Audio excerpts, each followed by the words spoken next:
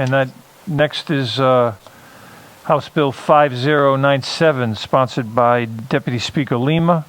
It's an act related to criminal procedure, vaccination jumping. It makes it unlawful for healthcare facilities or their workers to circumvent the state's COVID-19 vaccination schedule. Welcome, Deputy Speaker Lima. Thank you, Mr. Chairman, members of the Judiciary Committee. 5097 is legislation that I put forward when we heard that a couple of hospitals were giving vaccines to ineligible people under the Phase 1 guidance. I think it's unconscionable and I think it's criminal. This legislation calls for a felony punishable up to 3 years in prison for any individual, business, or entity, employee, or owner who knowingly distribute the vaccine to someone who's not eligible under the phase guidelines. And it makes it a misdemeanor for any individual who allows themselves to be vaccinated without the knowledge that they're not eligible. I'm sure you received this afternoon a letter from the Health Department where they said that they took many precautions in giving out the vaccine where you'd have to show identification. You had to be employed by a licensed agency. They were cross-checked against the approval list. So I guess the Department of Health is saying that they, in a photo, that they were concerned, they wanted to make sure that the vaccine was given to those most in need, those in danger of dying. First responders, of course, hospitals to keep functioning, and then to the elderly and those with other conditions, those who could die if they did not get the vaccine. The state then put up a site where you could, a portal where you could register, but they had to take that down because people were cheating on that site. So the Health Department, I guess, is aware that you need to have a lot of precautions in place and that people do cheat. We also have the Attorney General who is now investigating what has been going on. When I put this legislation in, the emails and information that I received has led me to believe there is a problem with people jumping the line with the vaccine. Reports, and I'm not going to name specifics, of a hospital where their board of trustees, 2 of them flew in from Florida to Rhode Island to get their vaccine and then flew out. Board members who are not even at the hospital were getting vaccines. These vaccines need to go where they belong by the guidelines of the Department of Health, to those who are elderly, those with special conditions who could die from this virus. So this is a very serious matter. And it's not only happening in Rhode Island, it is happening in other states throughout the country. New York is proposing a criminal offense with $1 million fine. California with penalties up to $40,000 for hospitals who do not follow the rules. Michigan, they have patients who admitted we had connections, so we cut the line, we got our vaccination. Nevada's looking at ensuring there is accountability. In Mississippi, 2% of the people who got vaccinated were from out of state. These vaccines need to go to frontline workers, the vulnerable, and the high-risk groups, because it could be a life or death situation. If your spouse, grandma, mother, father needed this vaccine, were elderly with an underlying condition, and a young, healthy person jumped the line because they knew someone, that person could die.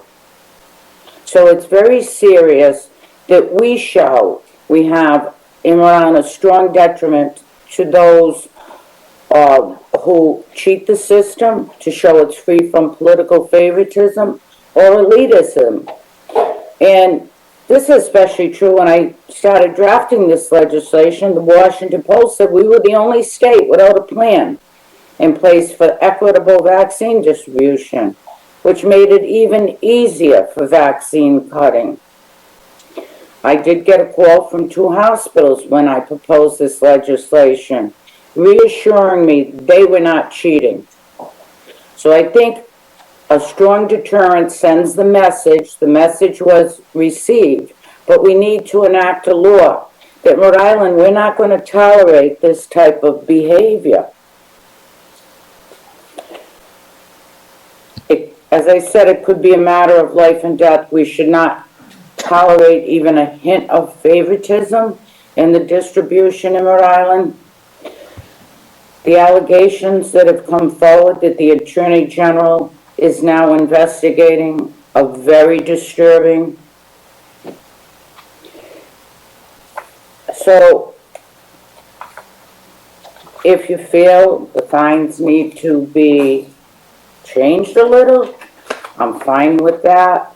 But keep in mind, if we don't send a strong message, this is happening. It's happening here in Rhode Island. It's happening across the country. And Rhode Island needs to show that we have a sound policy in place not to tolerate this. And I'd be happy to answer any question. Are there any questions for Deputy Speaker Lima on this bill? Good bill, Charlene, really. We have Steve Brown. Steve, you still on the line? I am. Thank you.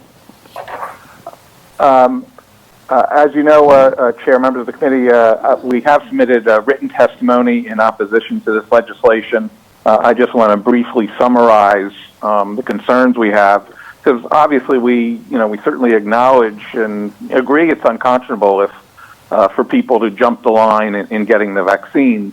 But the response of automatically creating a new crime, a crime with serious penalties, is not necessarily the best way to go. And I think that's true for a few reasons in this instance.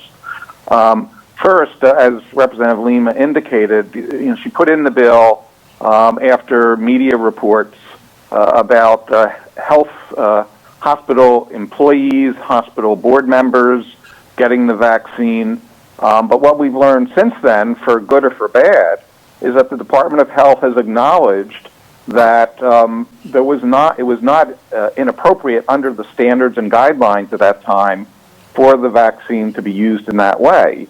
But it's very troubling if you pass a law that would automatically be used against individuals like that facing very serious criminal charges in light of the ambiguities that often exist in terms of what the standards are and who really is or is not entitled to get the vaccine.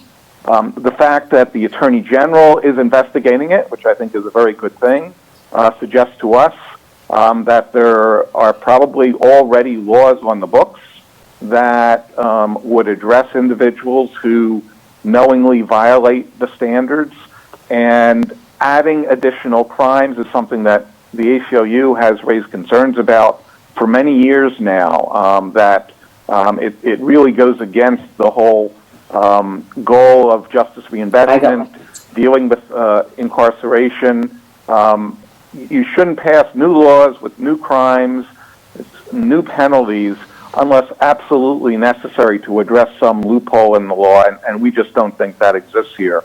So for those reasons, we oppose the legislation without in any way questioning the underlying goal and interest in dealing with the issue that Representative Lima has mentioned.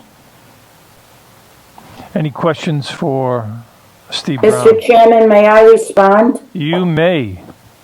Thank you, Mr. Chairman. First of all, I did not have the courtesy of the ACLU sending me the letter in opposition, so this is the first that I'm hearing of it. Usually, when a group is for or against, they notify the sponsor. I was not afforded that courtesy. However, in the first statement where Stephen Brown says the hospitals were going by the Department of Health guidelines, I don't know that. But if that is in fact true, this legislation would not kick in, because it clearly says any entity who is not following the department's guidelines it would apply to. Secondly, where he says the AG is investigating already the laws. My understanding is the AG does not have the tools necessary in this case to prosecute those who are vaccine jumping. This is a novel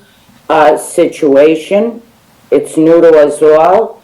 He doesn't have the tools, and that's exactly what I'm trying to do with this legislation, is give the Attorney General the tools that he needs to accomplish his goals in prosecuting those that do this. Thank you.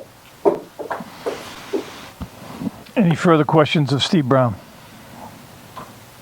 Okay. That would complete testimony on House Bill 5097, sponsored by Deputy Speaker Lima.